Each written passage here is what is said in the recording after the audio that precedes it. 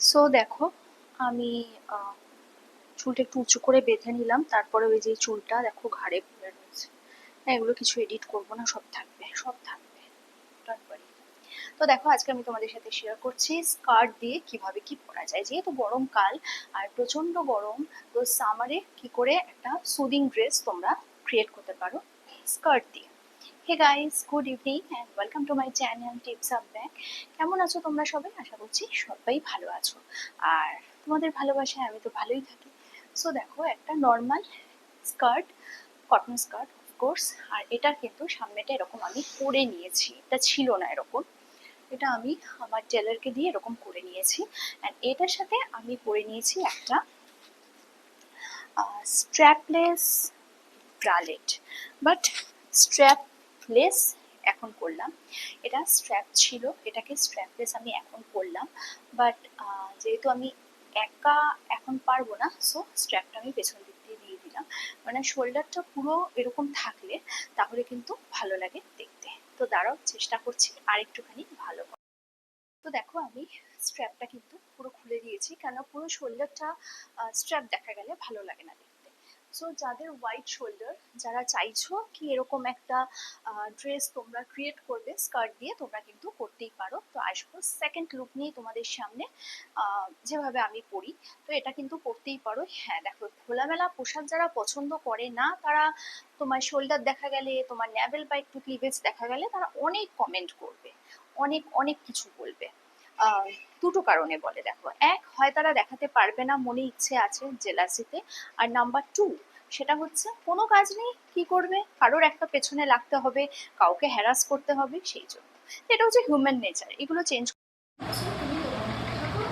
তোমার মতো থাকতে দাও। সো দেখো, হ্যাঁ অফকোর্স এটা this is not inner, this is cycling tight. তোমরা সবাই জানো, যারা জানো না বা জানতে চাও না, এটা শুধু তাদের জন্য। তো চলো পরের লুকটা নিয়ে আসছি তোমাদের সামনে। তো দেখো, এটা হচ্ছে আমার সেকেন্ড লুক, অ্যান্ড এটা কিন্তু আমি পরেছি একটা র্যাপার দিয়ে, বুঝতেই পারছো।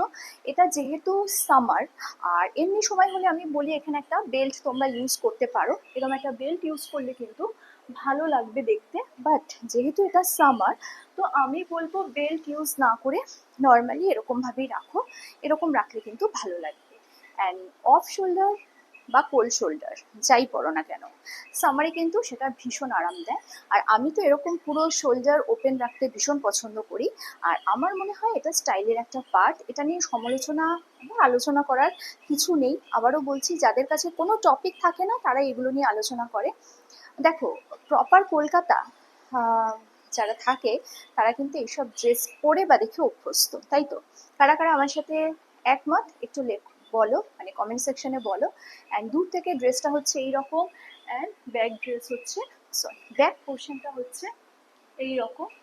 তো এটা কিন্তু আমি কোনো রকম বেল্ট ইউজ করিনি, কোনো রকম বেল্ট ইউজ ছাড়া কিন্তু আমি এই ড্রেসটা পরেছি। অ্যান্ড এমনি সময় গরমে হলে আমি বলতাম একদম টাইট করে এরকম ভাবে তোমরা বেল্ট ইউজ করো। তোমরা কিন্তু ইচ্ছা করলে এখানে একটা পিন বা একটা ব্রোচও লাগাতে পারো, যদি আরেকটু ফিটিংস চাও।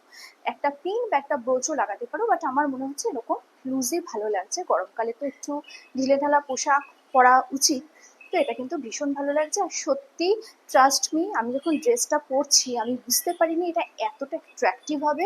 তোমরা এটার সাথে যে কোনো জাঙ্ক জুয়েলারি পরতে পারো, অফকোর্স ট্রাই করতে পারো। যেহেতু এই পোর্শনটা খালি, যদি চাও কানে জাঙ্ক পরে গলাটাকে খালি রাখতে পারো বা উল্টোটাও করতে পারো। সো কেমন লাগছে একটু বলো।